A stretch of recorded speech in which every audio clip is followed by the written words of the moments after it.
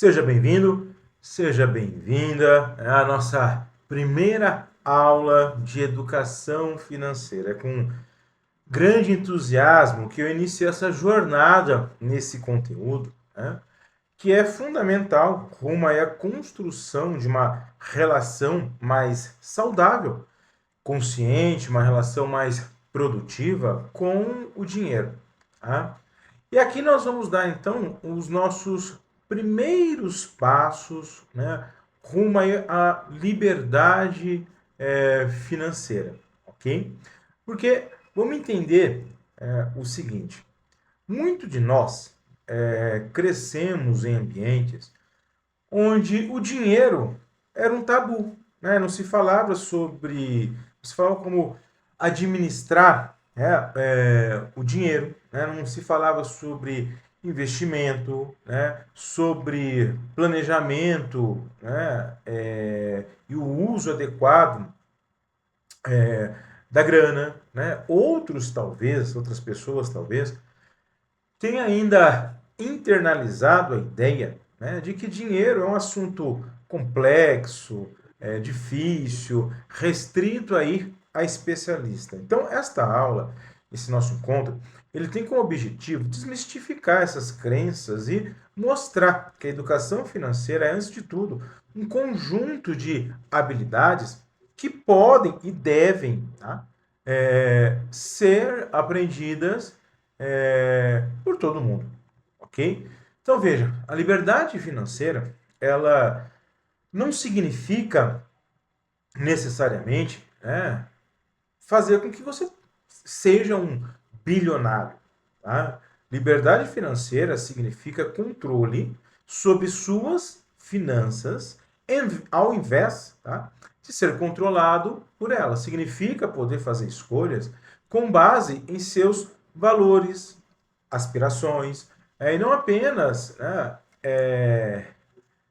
realizar, fazer escolhas com base, em restrições orçamentárias. Então, liberdade financeira significa dormir tranquilo à noite, né? Sabendo que você tem, na realidade, um plano, tá? E está também no controle, né, do seu futuro econômico. Então, essas aulas deste conteúdo, nós vamos construir degrau por degrau a base, né, os alicerces desse empoderamento, né, no que se refere aí à educação financeira. Começaremos com os conceitos básicos, como renda, despesa, patrimônio, e progressivamente vamos evoluir para temas mais complexos, como investimento, planejamento de aposentadoria e estratégias, né, de acumulação de riqueza. Mas hoje é sobre o início, sobre dar o primeiro passo, tá? Sobre compreender que cada grande jornada ela começa com uma decisão consciente de aprender e mudar.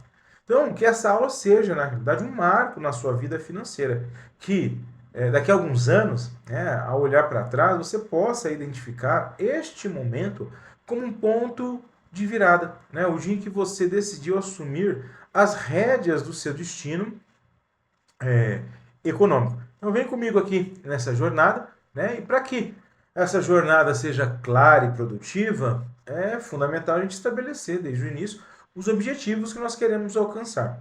Estes não são apenas tópicos a serem abordados, mas competências concretas que você, né, vai levar para sua casa, né, para o seu dia a dia.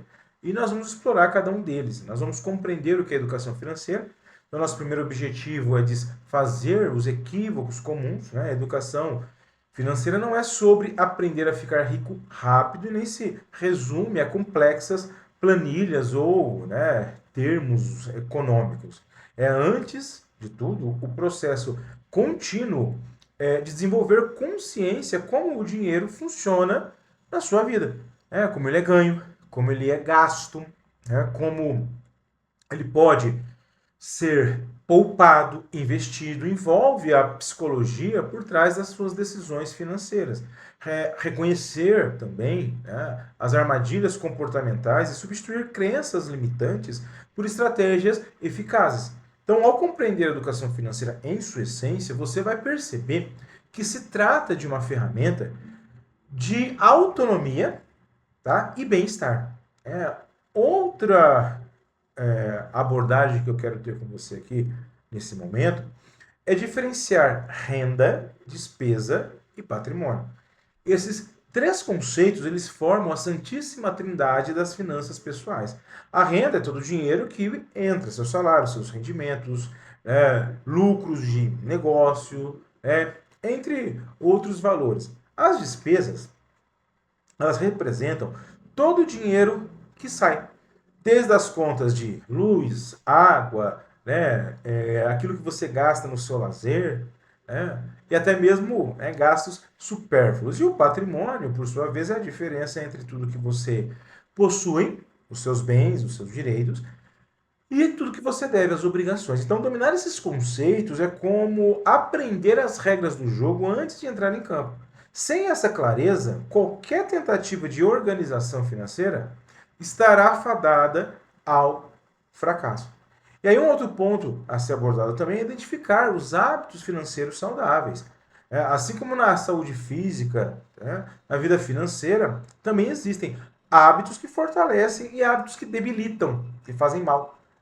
Nosso terceiro objetivo é ajudar você a reconhecer ambos os hábitos, os positivos e os negativos, em relação ao seu dinheiro.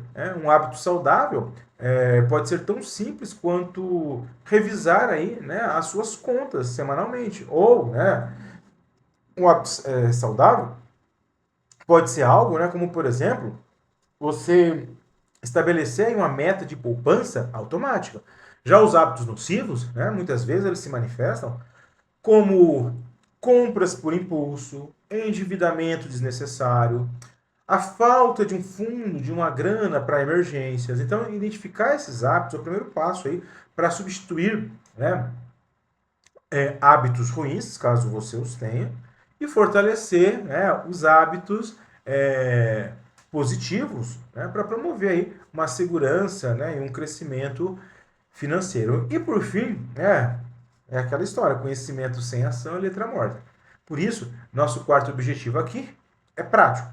É aplicar aí, né, um sistema simples, porém eficaz de controle de gastos. Não se trata de algo burocrático ou penoso, mas de uma atividade que te traga clareza e empoderamento. Então, ao final desse nosso encontro, você será capaz de registrar aí suas receitas, despesas, né, categorizá-las e analisar para onde o seu dinheiro está indo.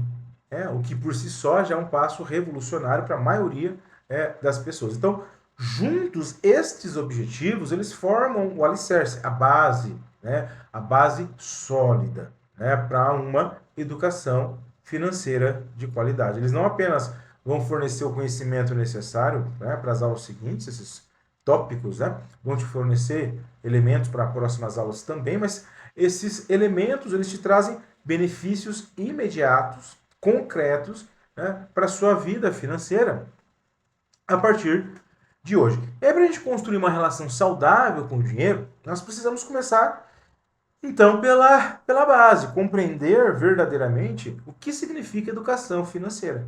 Muitas pessoas reduzem esse conceito simplesmente em controlar gastos ou poupar dinheiro. Mas a educação financeira é um universo muito mais rico e transformador. É um processo de compreensão que se desdobra em múltiplas dimensões da nossa vida. Vamos aproveitar nosso momento e vamos explorar agora 4 pilares fundamentais deste processo de educação financeira. É importante, né, ter como ponto de partida a compreensão de como o dinheiro funciona. O dinheiro não é apenas papel ou número. Né? Na sua conta bancária, por exemplo, ele é uma ferramenta de troca, uma reserva de valor e uma unidade de conta. Então, compreender como o dinheiro funciona significa perceber seu fluxo na economia, seu valor no tempo, o seu papel, né, o papel do dinheiro na sociedade. Então, significa entender conceitos como inflação, juros, poder de compra e como que as decisões políticas e econômicas afetam o valor do nosso dinheiro. Então, quando compreendemos verdadeiramente como o dinheiro funciona, nós deixamos de vê-lo como algo misterioso ou ameaçador e começamos a enxergá-lo como uma ferramenta que podemos aprender a usar a nosso favor. Então, a educação financeira, ela nos ensina que não é quanto dinheiro nós temos, mas como administramos o dinheiro que temos. É isso que realmente importa. O controle de recursos envolve aí desenvolver a capacidade de gerenciar conscientemente nossa renda, despesa, investimento, dívida. Significa saber exatamente para onde o nosso dinheiro está indo, identificar os vazamentos financeiros, tomar decisões intencionais sobre como alocar os nossos recursos limitados para atender aí inicialmente as nossas necessidades, que podem às vezes parecerem limitadas. Então, este controle, ele não surge por acaso. O controle de recursos, ele não surge por acaso. Ele é construído através de sistemas simples de registro, de análise regular, de disciplina constante. O verdadeiro controle financeiro, ele nos traz uma sensação de empoderamento e paz. Por quê? Porque a gente sabe, na medida que a gente tem um controle de recursos, a gente sabe que nós estamos no comando do nosso destino econômico. E um dos aspectos mais poderosos da educação financeira é justamente a sua orientação para o futuro. Enquanto pessoas sem educação financeira tendem a viver no presente imediato e muitas vezes no arrependimento do passado, aqueles que desenvolvem essa competência, essa educação financeira, aprendem a projetar os seus ganhos, o seu futuro financeiro numa linha do tempo. Então, o planejamento financeiro ele envolve também, ele está presente dentro do que se refere à educação financeira, e envolve estabelecer metas de curto, médio e longo prazo, desde a compra de um bem que você deseja até a aposentadoria, uma aposentadoria, aliás, mais tranquila. Então, significa entender que pequenas decisões que você toma hoje têm impacto no seu futuro. Então, o planejamento ele nos transforma de passageiros em pilotos da nossa própria jornada financeira, permitindo que a gente antecipe desafios e aproveite aí oportunidade. Talvez, tá? Você não tenha parado para pensar, mas a educação financeira ela te ajuda na tomada de decisões conscientes. Talvez esse seja o pilar até mais transformador da educação financeira. Porque diariamente nós tomamos dezenas de decisões financeiras e muitas delas de forma automática ou emocional. E a educação financeira nos convida a trazer consciência para essas escolhas. Significa pausar antes de cada compra. Se perguntar se aquela compra está alinhada aos seus valores e às suas metas. Envolve reconhecer nossos comportamentos, as nossas tendências comportamentais, como, por exemplo, tendência em gastar muito com cartão de crédito, gastar mais do que você ganha, ou até mesmo ajuda a gente a identificar a nossa propensão a supervalorizar ganhos imediatos em detrimento de benefícios futuros. Então veja, a tomada consciente de decisões financeiras é o antídoto, é o remédio para o arrependimento e o endividamento impulsivo. Então veja, essa frase que está aqui nesse slide, educação financeira não é sobre ficar rico mais rápido, mas é sobre construir segurança, sintetiza perfeitamente essa filosofia. A verdadeira riqueza não se mede apenas com números na conta bancária, mas na qualidade de vida, na paz de espírito, na liberdade de escolha, na segurança de saber que nós podemos enfrentar imprevistos sem desmoronar financeiramente. Então, a educação financeira, portanto, é uma jornada de autoconhecimento. Ela nos revela valores mais profundos, né? O que realmente importa para nós. Ela revela nossos medos, nossas maiores preocupações financeiras, né? E também nos ajuda, né, a entender as nossas, e revelar as nossas aspirações, aquilo que a gente quer construir. Então veja, quando eu falo educação financeira, não quero aqui também te amedrontar, tá? Colocar um certo temor, né?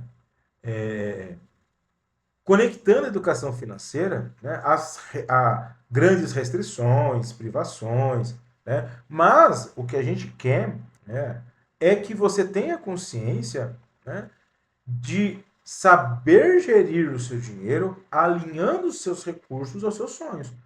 Então veja, essa compreensão mais ampla e profunda da educação financeira, ela nos liberta da visão reducionista que domina o senso comum. Uma visão mais ampla da educação financeira nos prepara não apenas para administrar melhor nosso dinheiro, mas para viver uma vida mais intencional, mais segura e mais alinhada, né, ao que a gente realmente valoriza. Então, agora, antes mesmo da gente avançar nas estratégias e técnicas práticas, é essencial que a gente domine a linguagem básica das finanças pessoais. Esses 4 conceitos, tá? Eles são fundamentais. São 4 conceitos fundamentais, né? Que são renda, despesa, patrimônio e equilíbrio financeiro. São como as letras do alfabeto financeiro. Sem compreendê-los, sem compreender esses conceitos, nós não podemos formar aí as palavras e as frases que compõem uma vida financeira saudável. Então vamos explorar um pouquinho cada um, né, desses conceitos. Vou começar por renda, né, que é o dinheiro que entra. A renda, ela representa todo o fluxo de recurso que chega até nós. É importante compreender que existem diferentes tipos de renda. A renda ativa, que vem do nosso trabalho, né, onde a gente troca o nosso tempo por dinheiro. E existe a renda passiva, que é a grana gerada por investimentos, né? Por aluguéis, né, de imóveis aí que você pode ter, né? A renda passiva pode vir, né, de negócios que funcionam sem a sua participação, tá? E temos também a renda de portfólio, né, que resulta da compra e venda de ativos, ok? Então, veja, muitas pessoas cometem, infelizmente, o erro de focar exclusivamente na sua renda ativa. Só na renda produzida pelo seu próprio esforço.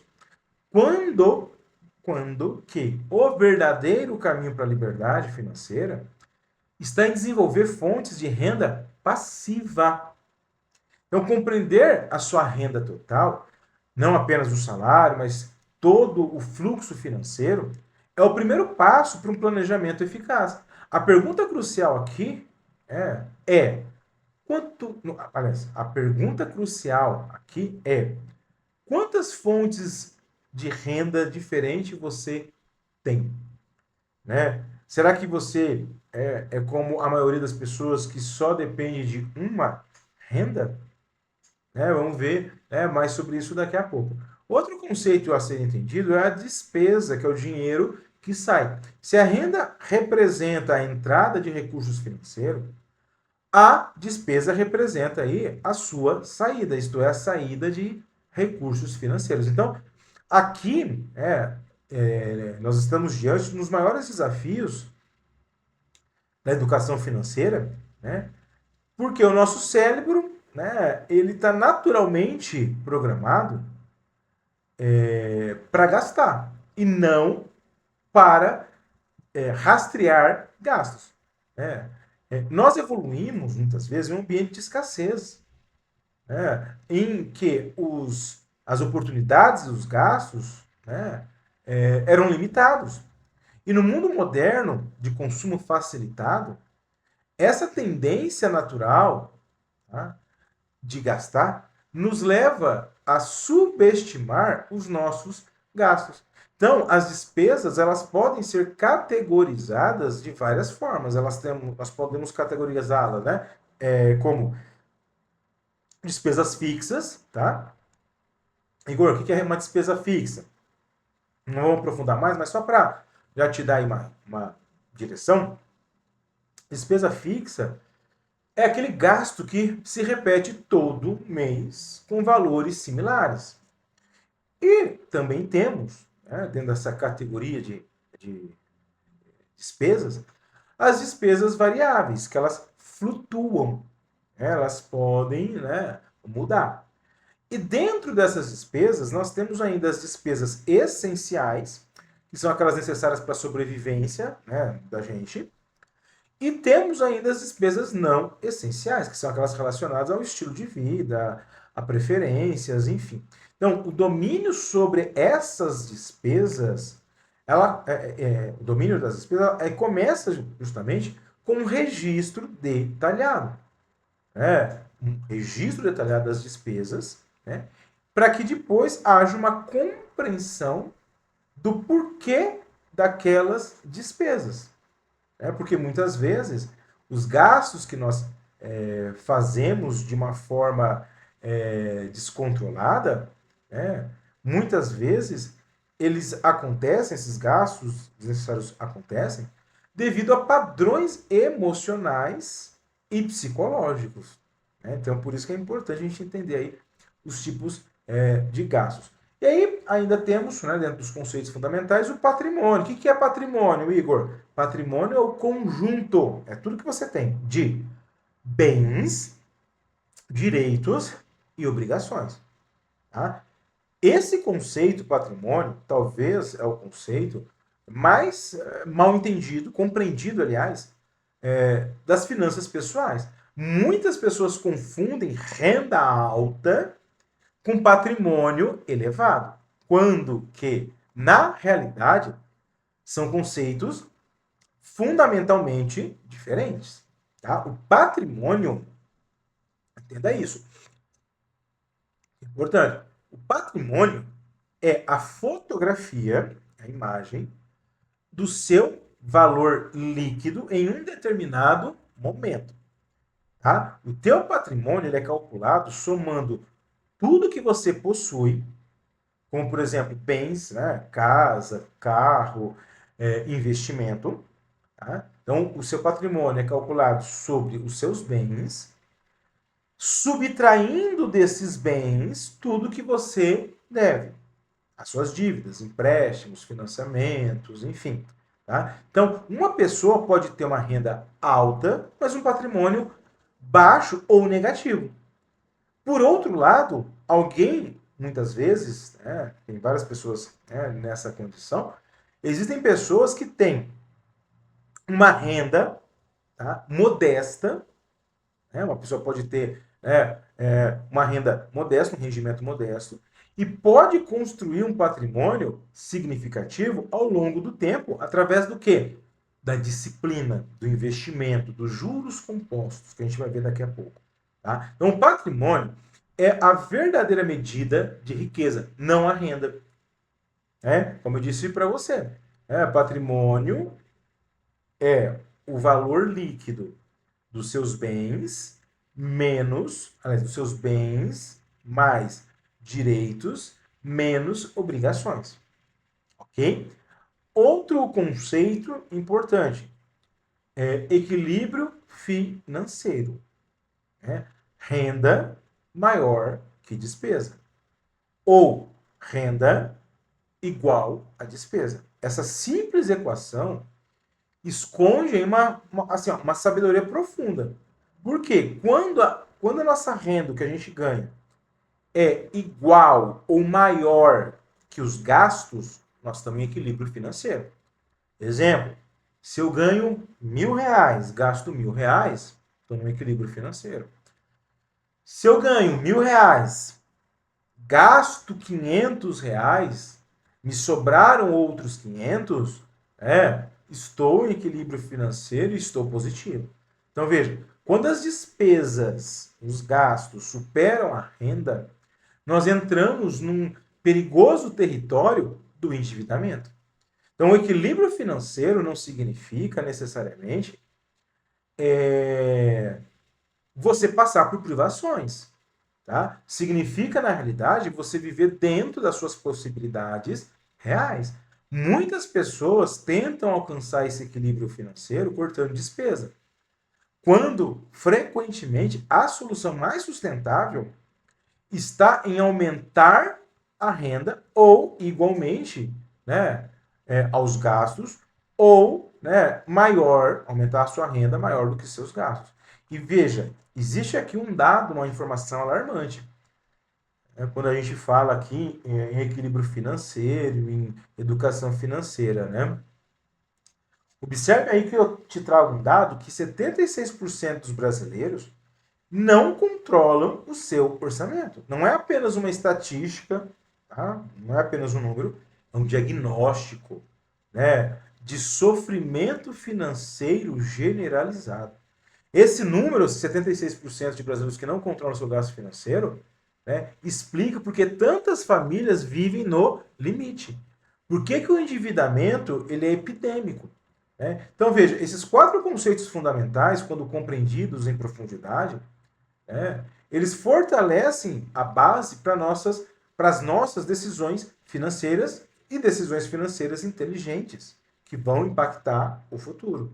Okay? Então, dominar esses conceitos, na realidade, é como você aprender a ler,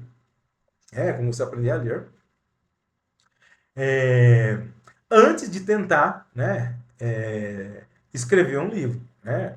Então pode parecer básico, né, mas é absolutamente essencial, né, para qualquer construção financeira sólida que você compreenda aí esses conceitos, ok? Agora, né, um ponto muito importante, tá? Um dos momentos mais reveladores na nossa jornada da educação financeira ocorre, tá? Quando nós começamos a classificar os nossos gastos. Né?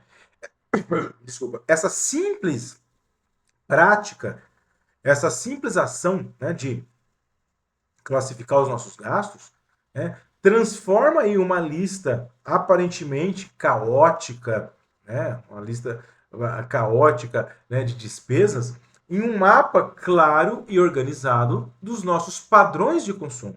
Então, a classificação das nossas despesas nos permite identificar não apenas para onde está indo o nosso dinheiro, mas também, e mais importante, por que ele está indo para lá.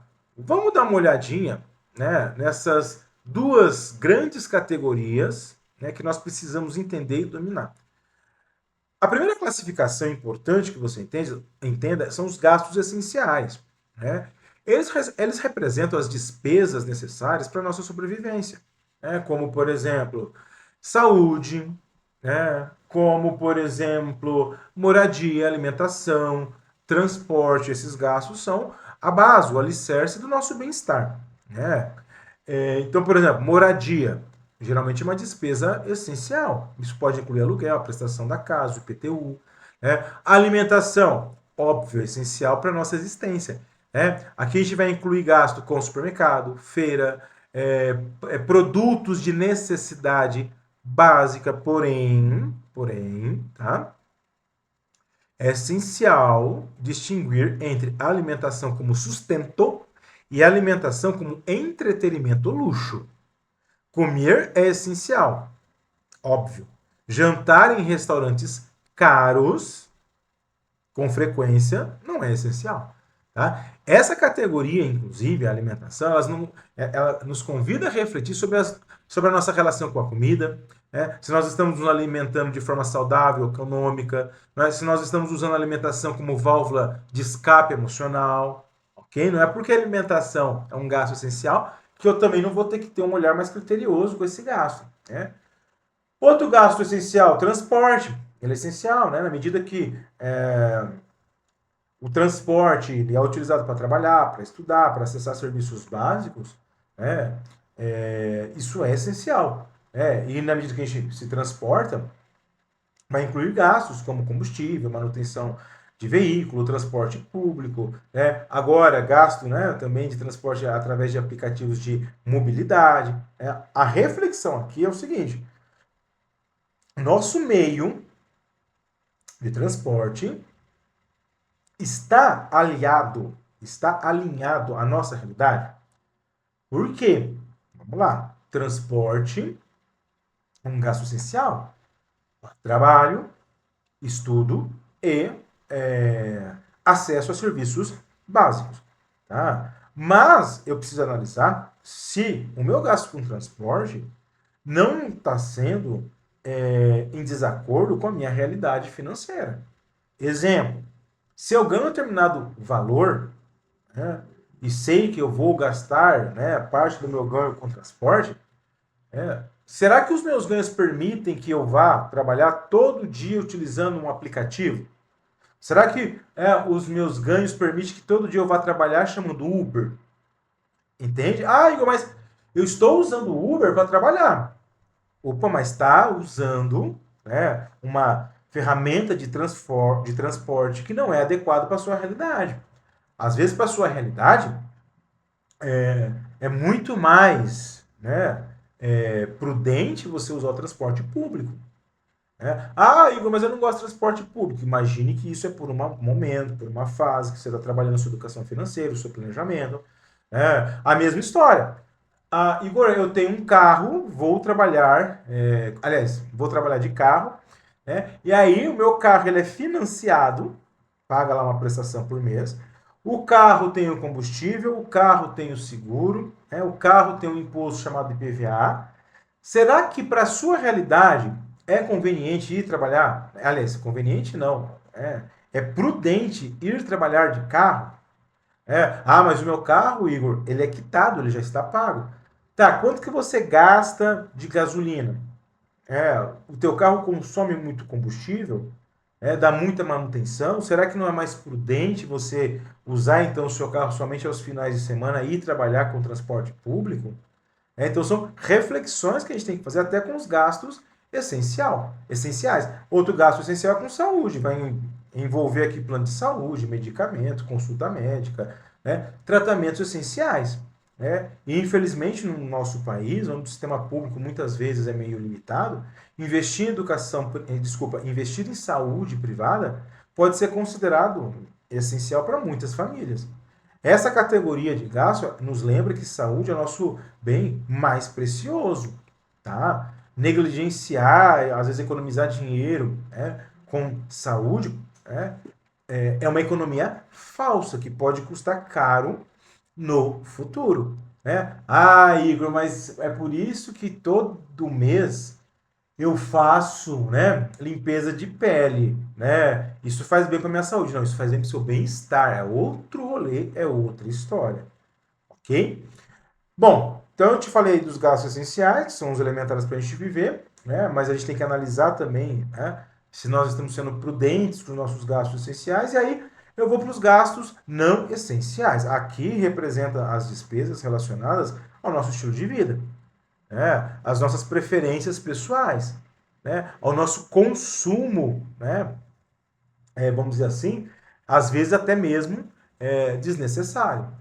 Os gastos não essenciais, eles podem ser sim importantes para a nossa qualidade de vida, né? Mas eles não são, né, gastos que nós precisaríamos de ter. Então, por exemplo, um gasto não essencial. Entretenimento. Ah, então eu não posso me divertir? Sim, óbvio que você pode. Deve, até para sua saúde mental. Mas, quando eu vou analisar meus gastos essenciais, desculpa, não essenciais, né, e entrando, por exemplo, quanto que eu gasto, né, de entretenimento, aqui vai incluir quanto que você gasta com cinema, com assinaturas de stream, né, tipo Netflix, né, quanto que você gasta com jogos, com atividades de lazer. Esses gastos, como eu disse, eles são válidos e importantes para o nosso equilíbrio emocional, mas eles precisam ser proporcionais à nossa realidade financeira. Né? Aí fica aqui até uma pergunta-chave quando a gente gasta com entretenimento. Eu tenho que me perguntar, nosso entretenimento está nos trazendo felicidade genuína ou é apenas um hábito automático? Né? Outro gasto não essencial, né? Restaurante, lanchonete, né? Representa aqui, né, um caso interessante, né? Essa classificação representa um caso interessante. Por quê? Comer fora de casa de vez em quando, né, é uma forma válida até de socialização, de prazer. Mas quando comer fora de casa se torna frequente, pode ser oneroso, né? Pode pesar aí, né, no bolso e comprometer seriamente o orçamento. A reflexão aqui é sobre, né, o valor percebido, né, o valor que você tem, né, que te gera comer fora, versus a necessidade de comer fora. Vez ou outra, sair para comer aquele lanche que você curte, legal. Né? Mas com frequência, será que é necessário, né, ter esse tipo de gasto? E entra também em gastos não essenciais as compras por impulso. Aliás, aqui dentro, tá? Nessa categoria de gastos não essenciais, a compra por impulso é a mais perigosa de todos os gastos não essenciais. Por quê? Porque elas representam não apenas um desvio de recurso, mas também um padrão comportamental problemático. Guarda isso. As compras impulsivas geralmente são motivadas por emoções momentâneas. As pessoas compram de forma impulsiva, né, por emoções espontâneas, tais como ansiedade, tédio, necessidade de validação, de provar algo a alguém. Raramente essas compras por impulso, elas acontecem para você fazer a aquisição de algo realmente essencial. Então veja, desenvolver a consciência sobre os seus gatilhos, o que te leva a ir a comprar por impulso, é um dos trabalhos mais importantes da educação financeira. Ok? Por que eu vou comprar isso? Entrei lá na Shopee, vi lá um chaveirinho que solta aguinha. Mas eu vou comprar porque minha amiga tem, porque eu achei bonitinho, porque todo mundo vai olhar, vai chamar atenção. E aí? Isso vai te ajudar no seu futuro financeiro? E aí, um outro gasto não essencial são as assinaturas, aí das mais diversas, as assinaturas muitas vezes desnecessárias. Eu digo que as assinaturas, elas são vazamentos silenciosos. São vazamentos silenciosos do nosso orçamento. Então, por exemplo, assinatura de aplicativo, assinatura de revista, assinatura de streaming, são uma armadilha. Por quê? Vou assinar tal aplicativo. É R$ 9,90. Sussa. Vou assinar um serviço de streaming, de vídeo, de séries. Eu vi lá, tá na promoção, R$ 19,90. Agora eu vou assinar um serviço de música. Eu vi que tá uma promoção para estudante, é R$ 11. Aí o que que acontece? A gente às vezes até esquece que vai assinando esse monte de coisa, e só vai pagando. E às vezes não vai nem utilizando. Gente, isso já aconteceu comigo. Vou assinar o streaming 1, 2, 3, 4, 5. Vou assinar um aplicativo que eu acho legal. Quando vê, são 5, 6 aplicativos. A hora que você soma, você está gastando de assinatura 100, 200, R$ 300 e nem está usando. Então veja, a classificação desses gastos não é sobre, tá, julgar certos tipos de despesas como bons ou ruins, mas sobre você ter a consciência das suas escolhas. Um gasto não essencial, não é necessariamente errado. Gastar com entretenimento não é necessariamente errado. Sair para comer fora não é necessariamente errado. Fazer uma compra de um objeto que você curte, sei lá, uma camisa legal, não é necessariamente desnecessário. Desde que esteja alinhado, com o teu orçamento, com os seus valores, sem comprometer os seus objetivos financeiros de longo prazo. Então, veja, o verdadeiro poder dessa classificação está em nos fazer ficar consciente dos nossos gastos e, óbvio, fazer ajustes. Em prática, conhecendo esse tipo de gasto, tá? Vai ajudar a nos transformar em consumidores aliás, vai nos ajudar a transformarmos de consumidores passivos para gestores dos nossos recursos. Então, você entender essa classificação é fundamental para você começar a entender para onde está indo a tua grana.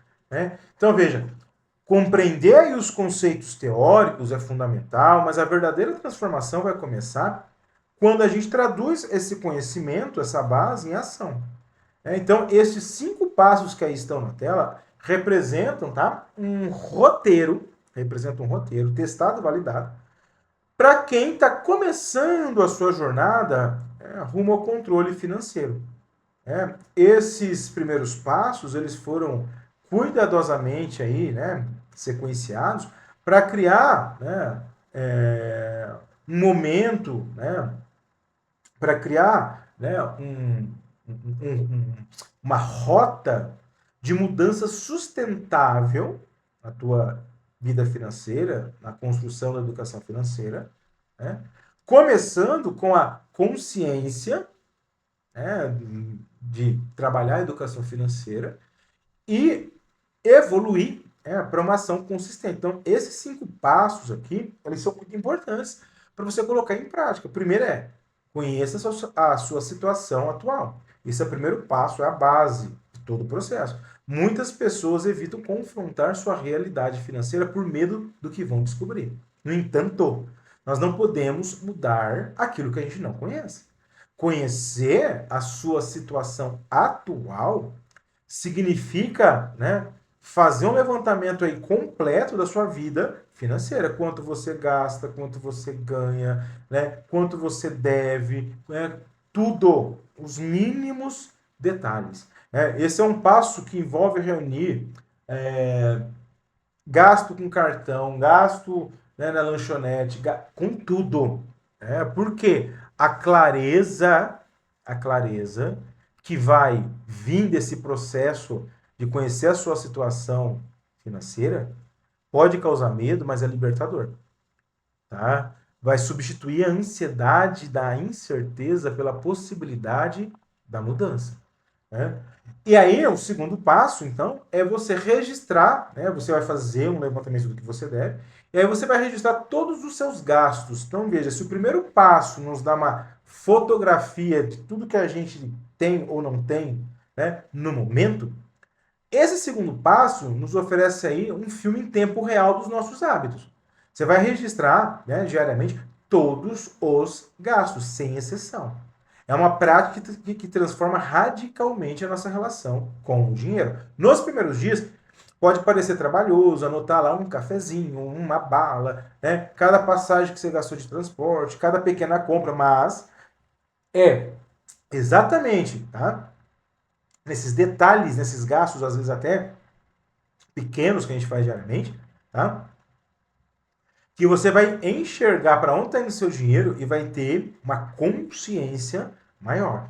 Tá? O terceiro passo, então veja, depois que você começou aí a registrar todos os seus gastos, você pode registrar isso no bloco de anotação do seu celular. Tá? Existem aplicativos muito legais para você fazer o seu controle financeiro. Se você quiser conhecer algum aplicativo, me chama lá no direct, no Instagram, né, que eu te dou aí, né, no momento que você me chamar, né, quais aplicativos que naquele momento, né, fazem mais sentido, né, para ser utilizado. Né? Então, a hora que você está registrando os seus gastos, o que você vai começar a avaliar? Né? Você vai identificar os desperdícios. Desperdícios financeiros não são apenas gastos grandes. Desperdício não é somente aqueles gastos óbvios, mas os desperdícios são principalmente os pequenos gastos, porque eles são vazamentos recorrentes. Então, um desperdício pode ser pagar por um serviço que você não utiliza, comprar um item que você acaba não utilizando ou utilizando pouco, né? Manter luzes acesas, né? Enfim, então veja, ao identificar desperdício, né, você vai se questionar. né? Aliás, você vai se questionar pelo desperdício, mas até vou dar um passinho, né, para trás agora. Para você até identificar se é desperdício ou não aquela sua despesa, aquele gasto, porque tem gente que tem dificuldade, mas tá, como que eu vou identificar que aquele meu gasto que eu registrei é um desperdício? Faça uma pergunta para você. Você não registrou? Registrou. Aí, vai, supondo que toda semana, uma vez por semana, você vai avaliar aí, né, os seus gastos, né, que você registrou durante a semana. Aí você vai perguntar para você mesmo: este gasto que eu tive, essa despesa que eu tive, está agregando valor à minha vida? Está agregando valor? Esse gasto que você teve, né, é essencial para a sobrevivência? A resposta, né, a essas perguntas são pistas, né, para você identificar aí desperdício. E, né, com toda clareza sobre, né, a sua situação atual, com clareza de todos os registros, né, para onde está indo o seu gasto, para você identificar o desperdício, aí você já está pronto para olhar para o futuro. Aí é onde você vai traçar metas financeiras realistas. Né? É importante você ter uma meta financeira realista. Né? E não se esqueça, né? As metas elas precisam, né, é, ser realistas, elas precisam ser mensuráveis, elas precisam ter prazo. Né? Então, por exemplo, eu quero poupar R$ 5.000 para uma emergência. Eu quero poupar esses R$ 5.000, né, em 10 meses. É uma meta realista. Agora, eu quero ficar rico, né, bilionário, daqui a 2 meses. A não ser que aconteça algo fenomenal, uma sorte, né, do universo, alguma coisa assim, né, não é uma meta realista ficar rico, né, aliás, bilionário daqui a 2 meses, né, ganhando o que você ganha, com a condição de vida, muitas vezes, que você tem. Então é importante sim, né, ter gastos, desculpa, ter metas realistas. E um outro passo importante é acompanhamento. Tá? Então, o passo final, né, reconhece que a vida financeira não é parada, mas ela é dinâmica. Então, a nossa situação muda, as nossas prioridades evoluem, imprevistos podem acontecer, por isso que é essencial estabelecer um ritual regular aí de acompanhamento semanal ou mensal, tá?